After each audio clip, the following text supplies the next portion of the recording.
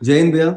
जय हिंद। भैया आप काफी टाइम से हमारे धनबाद बार एसोसिएशन में कार्य कर रहे हैं और आप एक्सीडेंटल केस ज्यादा देखते हैं। तो भैया काफी लोगों को दिक्कत होती है हमेशा, अगर कभी भी एक्सीडेंट किसी का होता है तो उसके परिवार वालों को सही से अमाउंट जो भी इंश्योरेंस का रहता है क्लेम करते हैं वो लोग, हाँ जी। तो वो सही तरीके से मिल नहीं पाता। तो ये मतलब कि कैसे करें, क्या करें और किस तरीके से अपना काम करें जो कि उनको सही रास्ता मिल सके, ये बताइए। एक्सीडेंटल केस मूलतः दो तरह से होता है। एक होता है कि एक्सीडेंट हुआ तो पुलिस क्या करती है कि एक मिस केस बना के फाइल करती है ट्रिब्यूनल में 158 सब क्लॉज 6 के तहत में, एमबी एक्ट के तहत में। वो क्या होता है कि आप उसको ट्रिब्यूनल में फाइल कर देती है। तो ट्रिब्यूनल में फाइल करने का मतलब मकसद उनका पुलिस पर्सनल के द्वारा ये होता है कि आपको उचित मुआवजा आपको मिले। दूसरा कंडीशन ये होता है कि जब आपका एक्सीडेंट हुआ, गाड़ी इंश्योर्ड होती है, तो आप एक प्राइवेट वकील से भी फाइल करा सकते हैं। एमएससीटी का केस होता है, मोटर एक्सीडेंट क्लेम ट्रिब्यूनल का केस एक फाइल होता है। वो उसका मल्टीप्लायर होता है, उसके अनुसार उसको एज के अनुसार उसको अमाउंट मिलता है, कंपनसेशन मिलता है।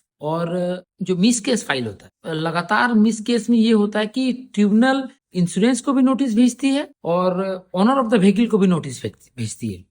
तो दोनों में नेगोशिएशन होता है।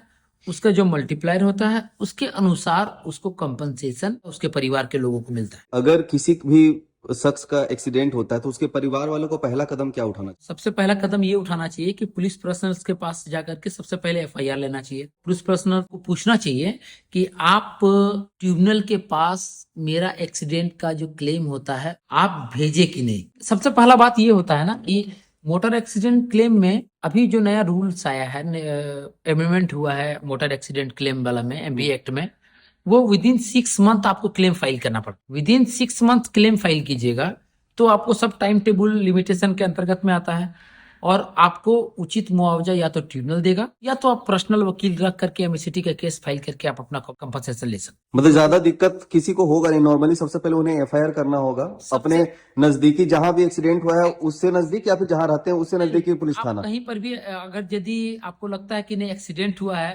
तो लोकल थाने में पहले उसका इन्फॉर्मेशन दीजिए। ठीक है। उसके बाद इंफॉर्मेशन देने के बाद में आप उसका एफआईआर का कॉपी लीजिए। आप अगर यदि पुलिस के द्वारा एफआईआर लॉन्च नहीं किया जाता है तो आप उसको ऑनलाइन एफआईआर भी कर सकते हैं और ऑनलाइन एफआईआर करने के 3 दिन के अंदर आपको संबंधित थाना में जाकर के आप अपना एप्लीकेशन दीजिए। पुलिस आपकी केस को रजिस्टर्ड करेगी और रजिस्टर्ड करने के बाद में वो अपना जो मिस केस फाइल होता है वो ट्रिब्यूनल के पास फाइल करेगी।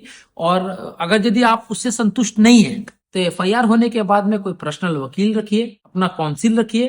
काउंसिल आपका एमएससीटी का केस फाइल करेगी और आपको मल्टीपल जो होता है उसका एज के अनुसार, उसका इनकम के अनुसार उसको मुआवजा दिलाने का काम करती है।